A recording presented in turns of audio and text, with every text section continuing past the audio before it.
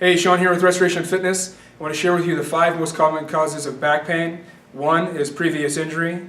2 is repetitive stress, such as things like sitting for prolonged periods of time. 3 is core weakness, so weakness in the trunk of your body. 4 is postural imbalances, such as head forward posture, shoulders rounded forward. 5, improper breathing. Hey guys, this is Alex with Restoration Fitness. I'm going to show you 3 exercises and 3 stretches today for lower back pain. We're going to be working on a piriformis stretch. That's going to be targeting the deep muscle in the hip here. First thing I'm going to do, I'm going to lie down on the floor. I'm going to find a post or a wall, a door frame, anything that I can put my feet up. I'm going to put one foot up, 90-degree bend in the leg here. I'm going to stack my other leg with the ankle on top of the knee. I'm going to keep my pelvis down and straight ahead towards the wall in front of me. Next thing I'm going to do, I should feel a stretch already at this point, but if I need more, I'm going to push this knee forward gently. The next one is going to be another stretch working on hip flexibility, specifically in hip internal rotation. So what I'm going to do is I'm going to lie on the floor.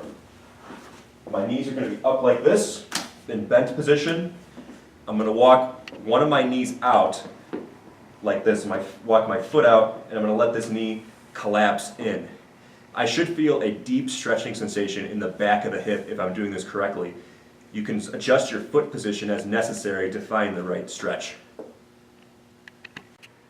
This next one is another stretch for hip flexibility, specifically working on my hip flexor and the psoas working through here. So what I'm going to do here, I'm going to round myself over a little bit. I'm going to let myself come forward. I'm going to feel a big stretch through here. Next piece, I'm going to squeeze this back glute. That's going to intensify the stretch through here. And the last piece, I'm going to walk the foot out like this, and then I'm going to take a deep breath. And exhale hard, and start again. Alright, so the first back exercise I want to show you is going to be a pelvic tilt. So what you'll do is you'll lay down on your back. Knees are going to be bent at about 90 degrees. Place your hands on the front side of your hip, so you should feel the bony part on the front side of your hip. Go ahead and grab there. Relax. And what I want you to do is you're going to go ahead and just try to roll your hip back, pushing your lower back towards the floor slowly. Hold for about 2 to 3 seconds, and then gently tilt the other direction so your lower back comes off the floor. Again, about 2 to 3 seconds. Tilt back.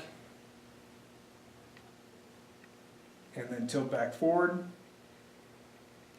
What this does is it allows you to enhance and improve the lumbosacral rhythm, which basically means the coordination between your lower back and your hip and how they work together.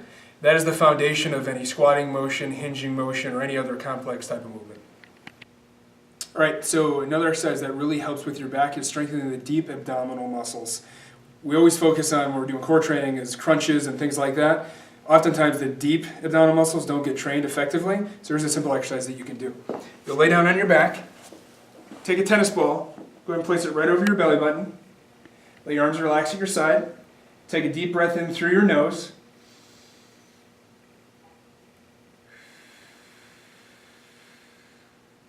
so you're going to breathe in through your nose, your belly button will rise.